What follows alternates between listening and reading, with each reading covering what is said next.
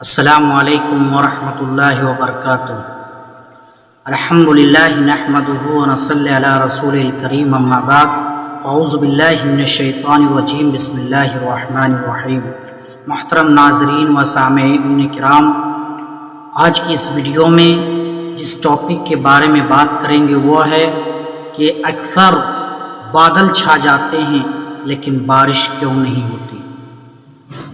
اسی موضوع کے تحت کچھ دلائل پیش کریں گے، کچھ باتیں آپ سے گوشے گزار کرنا چاہیں گے، وہ آپ ضرور سماعت کریں اور اپنے خطبے میں، اپنے تقریر میں اس کو اپلائی کریں اور اس کے مطابق آپ تقریر کریں۔ تو آج بارش کیوں نہیں ہو رہی، اس کے چند وجوہات میں آپ لوگوں کے سامنے رکھوں گا، چند اسباب میں رکھوں گا آپ کے سامنے۔ ان چند سبب کو، ان چند وجہ کو آپ اپنے تقریر میں بول سکتے ہیں اور آپ اپلائی کر سکتے ہیں۔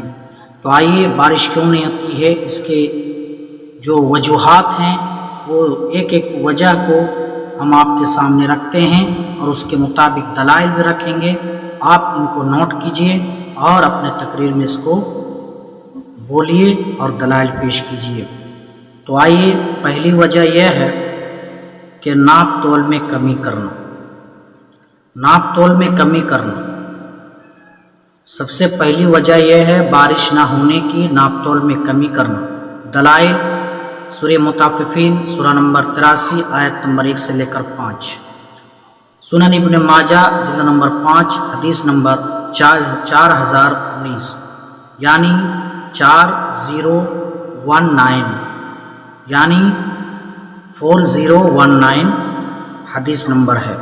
آپ اس کو نوٹ کیجئے، یہاں پر آگے دیا ہوا، آپ اس کو نوٹ کر سکتے ہیں۔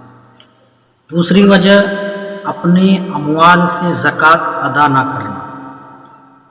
دلیل اس کی کیا ہے؟ سورہ توبہ سورہ نمبر 9 آیت نمبر 34 اور 35، سورہ ال عمران سورہ نمبر 3 آیت نمبر 180، سنن ابن ماجہ جلد نمبر 5 حدیث نمبر 4019، یعنی وہی حدیث جو اوپر بیان کی گئی، اسی حدیث میں ایک ٹکڑا یہ بھی ہے۔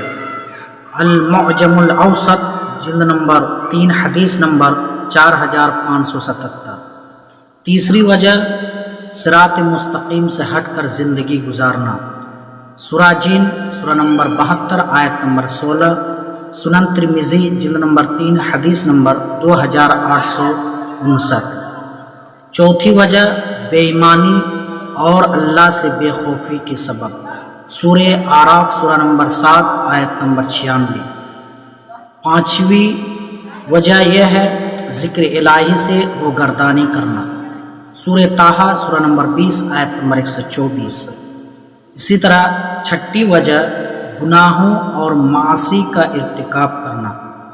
دلیل: سورہ روم سورہ نمبر 30 آیت نمبر 41۔ 6 وجہ میں نے آپ لوگوں کے سامنے رکھی بارش نہ ہونے کی۔ آپ حالات حاضرہ اور موسم اور موقع اور محل کے اعتبار سے اس تقریر کو کر سکتے ہیں آنے والے جمعے میں، اور آنے والے جمعے میں ان دلائل کے مد نظر، ان وجہوں کو رکھتے ہوئے آپ تقریر کر سکتے ہیں۔ یہی کچھ چند دلائل اور چند وجہ تھی جو آپ کے سامنے ہم نے رکھی ہے۔ پھر آنے والے ہفتے میں ہم ملیں گے اور جلد ہی ملیں گے۔ السلام علیکم۔